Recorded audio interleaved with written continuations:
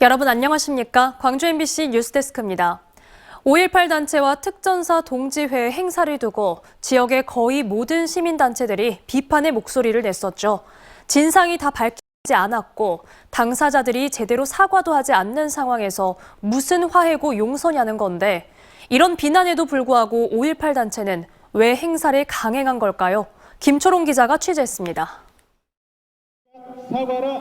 5.18 부상자회 등 5.18 단체와 광주 지역 시민사회 단체는 많은 지역 현안에 있어 같은 목소리를 내왔습니다. 그랬던 두 단체가 특전사 동지회와의 화합 행사를 놓고는 서로 몸싸움을 벌이는 등 극단으로 갈려 있습니다. 5.18 때 학살을 인정하지 않고 사과도 제대로 하지 않는 특전사 동지회와의 화합 행사는 순서가 잘못됐다는 게 시민단체들의 비판 요지입니다. 강기정 광주시장도 5.18 단체들을 비판했습니다. 유감 정도가 아니라 바람직스럽지 않은 일이었다, 이렇게 표현하는 것 같은데. 이런 전면적인 반발과 갈등에도 불구하고 행사를 강행한 이유에 대해 5.18 부상자회와 공로자회는 5.18 진상규명을 위해 불가피하게 치렀어야 할 행사라는 입장입니다. 5.18 진상규명위원회의 활동 시한이 얼마 남지 않았고 전두환까지 사망한 상황에서 생존 계엄군들의 증언이 더 나와야 진상규명에 한 발 더 나아갈 수 있게 화합 행사를 추진했다는 겁니다. 자식이란 5월 어머님들도 사죄하러 온 계엄군들에게 당신들이 무슨 죄가 있겠소? 하고 말씀하시고 용서한다고 말씀하셨습니다. 진상규명에 대해서는 특전사 동지회 최익봉 총재도 취재진에게 비슷한 취지의 말을 했습니다. 진상규명은 진상규명위원회에서 지금 진행 중이죠. 우리가 거기에 협조할 일이 있으면 협조하고. 그러나 5.18 단체 내부에서조차 공감을 얻지 못한 추진 과정과 계엄군들이 80년 5월 승전가로 불렀던 특전사 군가를 재창하게 하도록 하는 등의 사실이 알려지면서 이들 단체들의 진짜 목적이 뭐냐는 비난이 거세게 일었습니다. 그 사람들 특전사들이 지금 무엇을 한 게 있습니까? 그 반성의 기미가 없잖아요. 시민단체들은 5.18 단체의 사과와 집행부 퇴진을 요구하고 있습니다. 이런 상황에서 올해 5.18 43주년 행사는 제대로 치러질 수 있을 것인지, 지역사회의 분열은 어떻게 해소할 수 있을 것인지 걱정스러운 목소리가 나오고 있습니다. MBC 뉴스 김초롱입니다.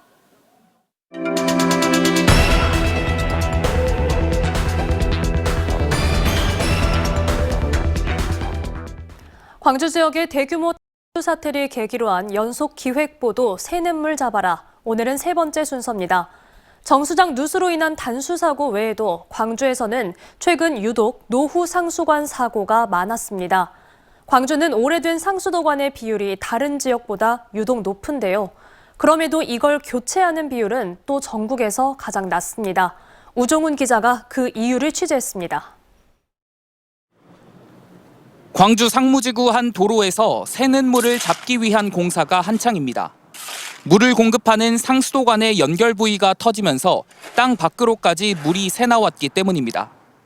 이 사고로 한 상가에는 1시간 반 정도 단수가 이루어졌습니다. 누수 사고는 400여 미터 떨어진 지하철 공사 현장 부근에서 또 있었습니다. 노후 상수도관에서 발생한 누수로 긴급 복구가 이루어지기까지 인근에서 영업 중인 상가의 물 공급이 일시 중단됐습니다. 사고 원인은 상수도관의 노후화.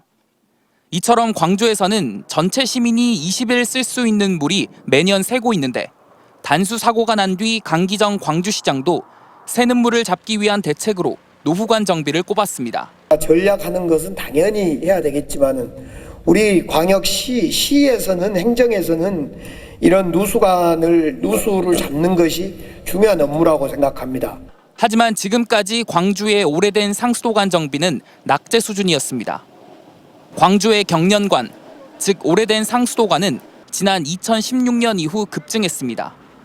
전체 상수도관의 650여 킬로미터 수준이던 노후 상수도관은 배가 넘게 증가했는데 이는 특광역시는 물론 전체 지자체 가운데서도 가장 빠른 속도입니다. 반면 상수도관 교체와 같은 정비는 전국에서 가장 부족했습니다. 노후 상수도관이 1,500여 킬로미터로 급격히 늘어난 지난 6년 동안 광주시가 새 관으로 교체한 건 매년 10km 남짓, 전체 0.28%에 불과했습니다. 이 기간 8개 특광역시에서 평균 229km를 교체한 것과 비교하면 5%도 못 미치는 수치입니다. 오래된 상수도관이 늘어나는 속도는 가장 빠르고 이를 막기 위한 정비는 가장 늦은 건데 광주시는 예산 부족을 이유로 꼽았습니다.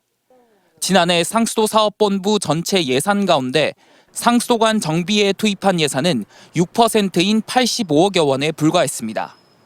세관에 작년, 재작년에 집중적으로 좀 투자를 했던 만큼 관망의 어떤 구조적 안전성, 또 누수 축소 그런데 방점을 두고 광주에서 한 해 새는 물은 연간 1,000만여 톤. 특광역시 평균보다 높은 5.7%입니다. 가뭄에 따른 물 부족 상황에서 광주시 상수도 행정은 스스로 절약을 실천하는 시민의식을 따라가지 못하고 있습니다. MBC 뉴스 우종훈입니다. 광주시가 정수장 시설 점검 미흡으로 발생한 대규모 단수 사고와 관련해 책임자 추궁에 나설 걸로 보입니다. 강기정 광주시장은 독립기관인 감사위원회에 공식적으로 감사를 요청할 수는 없다면서도 감사위가 문제를 인지했다면 감사에 나설 것이라고 말해 사실상 감사 착수를 예고했습니다. 광주도시공사에서 운영 중인 골프 연습장에서 최근 청소 용역업체 직원들 사이에 폭행 사건이 일어났는데 도시공사의 조치가 논란입니다. 폭행 사건이 도시공사 정규직 직원들 사이에서 일어났어도 이랬을까 싶은 의문입니다. 김영찬 기자가 취재했습니다. 광주도시공사가 운영하는 상몰 골프 연습장 청소 용역업체 소속 직원 장모 씨. 지난 13일 골프 연습장 지하실에서 청소를 왜 안 했냐는 이유로 남성 동료 직원으로부터 폭행을 당했다고 주장합니다. 제발 무서운 게 찔른단 말은 그만 좀 하십시오. 4-5번 들어서 그만 좀 하십시오. 장 씨는 폭행도 폭행이지만 사건을 처리하는 도시공사 측과 용역업체의 조치가 문제가 있다고 주장합니다.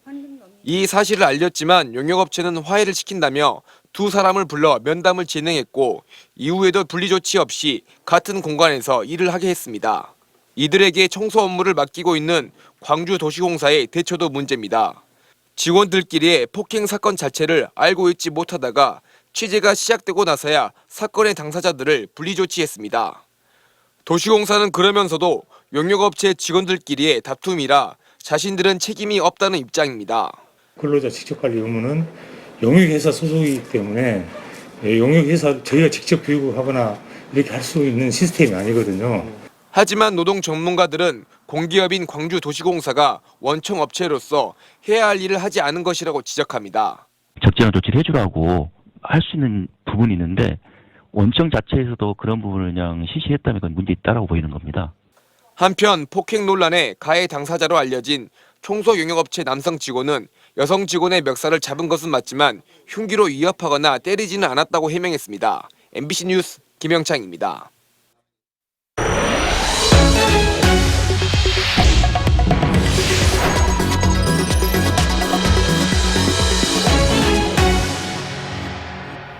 최근 들어 더욱더 정교해지는 보이스피싱 범죄에 동원되는 개인정보를 보면 어떻게 이렇게 자세히 가족관계 같은 것까지 알 수 있을까 혀를 내두르게 되는데요.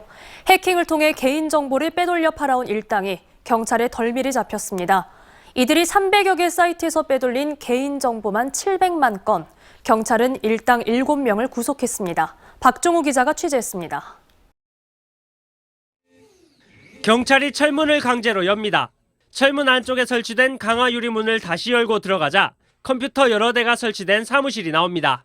내일도 컴퓨터에서 전화번호 경찰청에서 왔어요. 네? 전화번호 경찰청에서 왔어요. 네, 어떻게 그러셨습니까? 지난 2020년 8월부터 불법 도박 사이트를 운영해온 48살 조모 씨 등 12명은 사회관계망 서비스에서 해킹 의뢰 채널도 함께 운영했습니다. 이들이 2년 동안 해킹을 통해 빼낸 고객 정보는 결혼정보업체 등 385개 웹사이트에서 700만 건에 달합니다. 각 웹사이트 접속 아이디와 비밀번호뿐만 아니라 휴대전화번호, 전자우편 주소 등 민감한 개인정보가 해킹으로 유출됐습니다. 해킹 의뢰 전문 채널을 운영하며 건당 100만 원에서 500만 원의 대가를 받고 경제 언론사, 결혼정보업체 등 380억의 홈페이지를 해킹하여 불법 도박 사이트를 운영하는 일부 고객은 경쟁업체의 웹사이트를 마비시킬 목적으로 디도스 공격을 조 씨 일당에게 의뢰하기도 했습니다. 해킹 조직 12명 가운데 7명은 정보통신망 침해 등의 혐의로 구속됐습니다. 경찰은 한국인터넷진흥원 등과 공조해 피해 업체의 해킹 사실을 통보했습니다. 경찰은 불법으로 해킹한 개인정보를 재판매하거나 다른 범죄에 악용한 사례가 있을 것으로 보고 수사를 확대하고 있으며 해킹을 의뢰한 사람들도 추가 입건할 방침입니다. MBC 뉴스 박종호입니다. 곧 시작되는 새학기에는 학생들이 마스크를 쓰지 않고 정상 등교에 대면 수업을 할 수 있을 걸로 보입니다. 광주시 교육청과 전남도 교육청에 따르면 학생들은 교실과 복도, 운동장 등에서 마스크를 벗고 생활할 수 있으며 비말이 많이 튀는 음악실이나 통학버스 안에서는 마스크를 착용해야 합니다. 교육당국은 개학 후 2주 동안 학교 방역에 필요한 인력과 물품을 지원하겠다는 계획입니다. 일제강제동원 피해자 양금덕 할머니의 인권상 수상 여부에 대해 외교부가 향후 검토하겠다는 답변을 내놨습니다. 일제강제동원 시민모임에 따르면 외교부는 양 할머니에 대한 서훈 수여와 관련해 지난해에는 관계 부처 간 협의 미비로 상정되지 못했지만 향후 재차 추진될 경우 진지하게 검토하겠다는 내용의 답변서를 보냈습니다.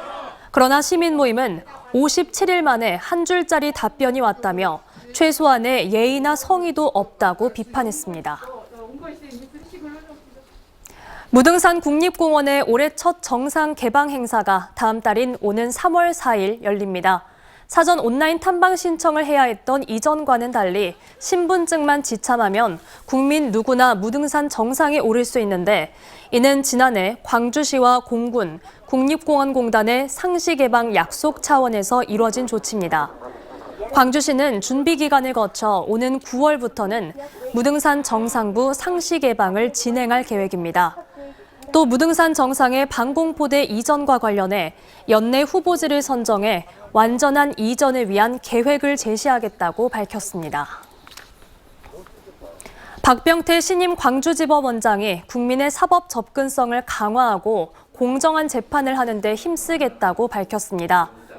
박 지법원장은 오늘 오전 열린 취임식에서 사법권의 주인은 국민이라고 강조하며 공정하고 사심 없는 재판을 하고 재판의 과정과 결과에 대해서도 국민의 이해를 구하겠다고 말했습니다. 같은 날 취임한 백이열 신임 광주고등법원장은 사회적으로 민감한 갈등이 사법 영역으로 몰려드는 경향이 있다며 공정성과 독립성을 지켜 사법 신뢰를 높이겠다고 밝혔습니다. 직무와 무관한 정보를 구직자에게 요구한 광주 전남 사업장 6곳이 적발됐습니다. 광주지방고용노동청은 채용 절차 공정화에 관한 법률을 위반한 6개 사업장에 대해 각각 과태료 300만 원을 부과했다고 밝혔습니다.